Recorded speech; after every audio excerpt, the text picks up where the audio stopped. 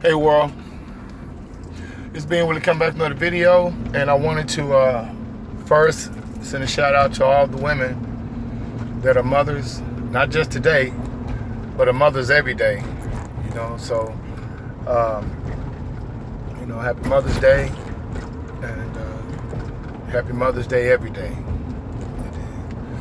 I wanted to bring up this topic here. One of my family members wanted me to talk about this in the garden, and it was an interesting topic. It's actually the creation story, Adam and Eve, and what my thoughts on that. And like I said before, if you watched my last video when I talked about who was us and our in Genesis, when it came to let us create man in our image, who were they referring to? Who is us? And I had some people tell me that us was the Trinity, the Father, the Son, and the Holy Spirit. But they excluded women. And women is never included in that. And when they talk about Adam and Eve, that whole story, of course, to me is allegorical, personification. And for people to think that's actual, secular history, like it's actual real historical history or biblical history, I think that's just a matter of them, being led astray by, preachers and those that, have an agenda, okay? Because if you look at the Adam and Eve story, it says Adam was created, by God, from dust, from dirt, right? And Eve was created from a rib taken from Adam's,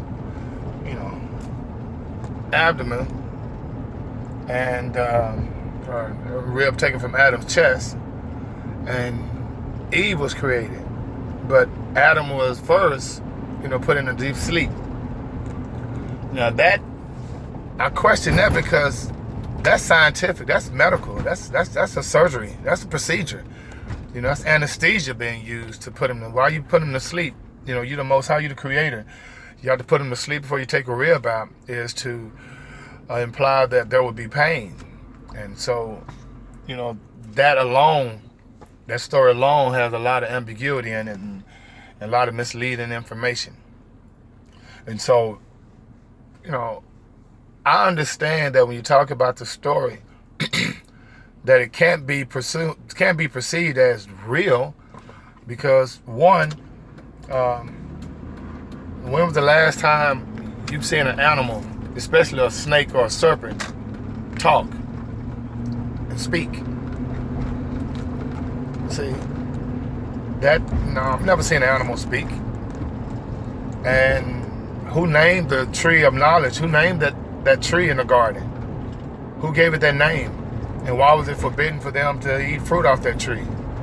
If they were supposed to eat everything in the garden, the Most High planted everything in the garden for them to eat, gave Adam the ability to till the land, and so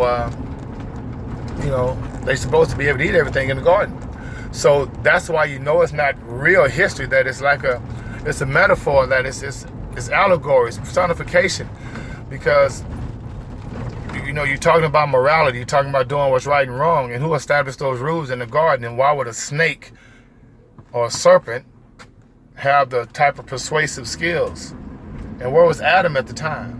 Okay, so you have all these questions, right? And so it don't make sense. And so you have to read it, internalize it, and then get what you get out of it. Because once again, there were people created in Genesis chapter 1, where it said, let us create man in our image, and let us create women. Well, if it was women and men already created, then Adam and Eve couldn't have been the first man and woman.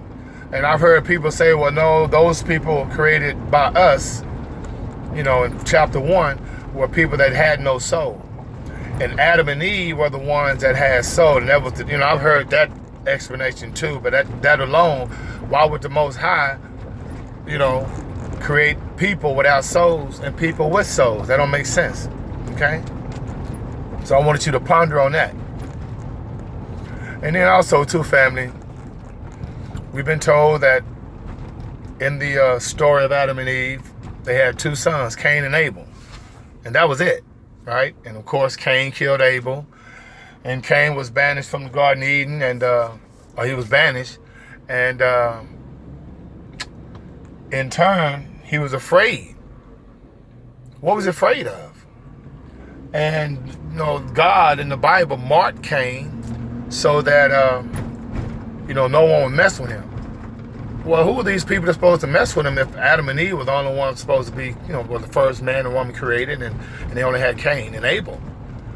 Okay? And if you continue to read in the Bible, Cain got married and had a wife. Now, who was his father-in-law, who was his mother-in-law, and where did his wife come from? So it's like, that's why when people talk about the slave Bible, in actuality, the slave Bible is really the King James Version. That's the real slave Bible.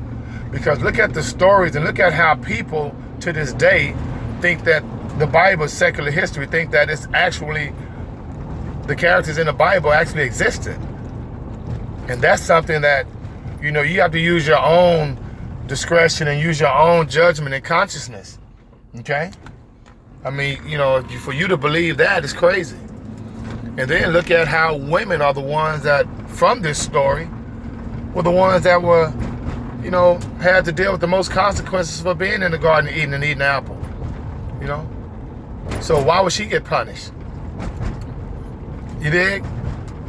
And why would something so beautiful as childbirth and life and creation be a something that would be like a punishment for females, right?